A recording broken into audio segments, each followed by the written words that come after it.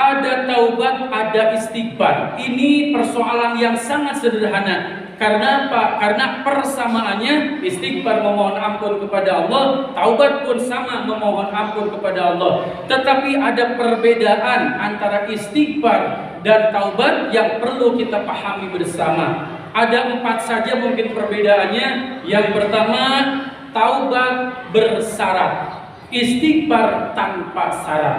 Ini perbedaan yang pertama. Jika manusia bertaubat, maka taubat memiliki syarat. Minimal, kata Imam Al-Ghazali di dalam kitab Nasha'ihud Diniyah halaman 834, beliau menyatakan syarat taubat itu ada 3. Yang pertama adalah an-nadamu biqalbi ala dzunubis salifah, merasa sedih atas perbuatan dosa masa lalu dengan hatinya. Tidak usah diabsen, karena kadang-kadang ada orang yang merasa bangga dengan kesalahan masa lalu, kemudian diomong-omongkan oleh lisannya. Itu berarti orang takabur. Tidak boleh untuk kita lakukan. Sedih atas kesalahan masa lalu yang mungkin kita sudah lupa akan kesalahan tersebut, di dalam hati itu wajib dilakukan oleh orang yang akan bertaubat kepada Allah. Jadi yang pertama, merasa sedih atas perbuatan masa lalu. Yang kedua, al-iqla anidzanbi. Yang kedua, berhenti melakukan kesalahan.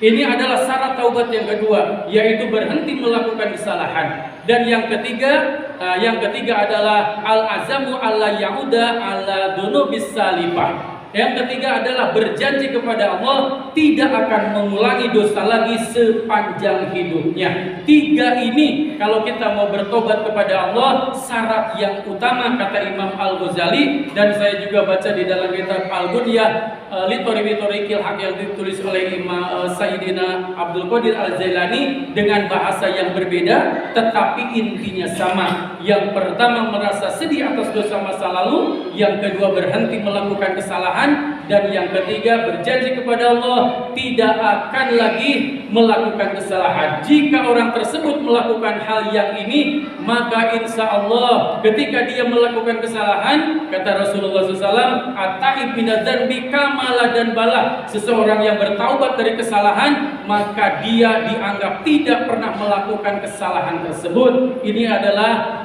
ampunan yang sangat luar biasa dari Allah. Sementara istighfar tidak ada syarat.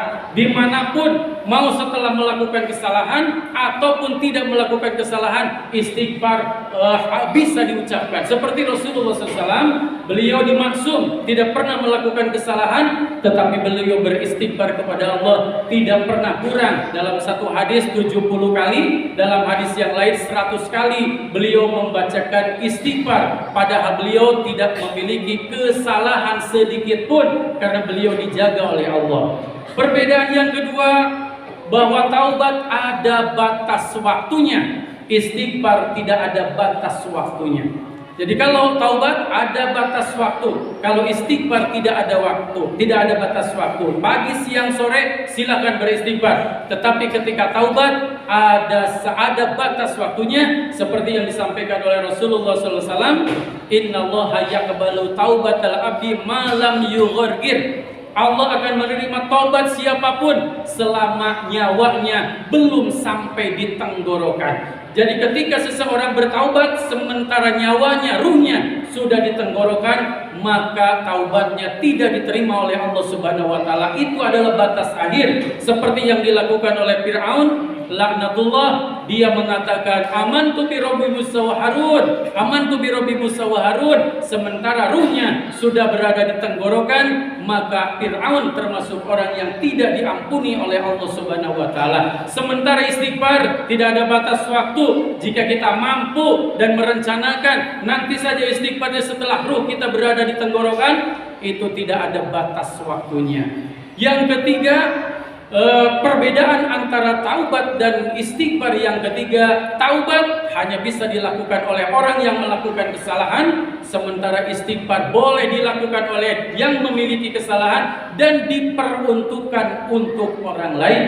Ketika kita sholat taubat misalnya, maka kata Rasulullah, jika seseorang melakukan kesalahan, dia belum dicatat, ditunggu 6 jam. Setelah 6 jam dia tidak melakukan taubat, memohon ampun, maka baru dicatat 1. Tetapi ketika selama 6 jam kata Rasulullah dia melakukan istighfar mohon ampun, maka dosanya tidak dicatat. Ini ada di dalam sabda Rasulullah sallallahu alaihi wasallam. Maka ketika kita sholat taubat kata Rasulullah, ya 2 rakaat membaca Al-Kafirun dan Al-Ikhlas, kemudian setelah salam membaca surat Ali Imran 135 136, maka dosanya langsung diampuni oleh Allah Subhanahu wa taala. Sementara istighfar tidak bisa dilakukan, boleh dilakukan oleh dia dan orang lain.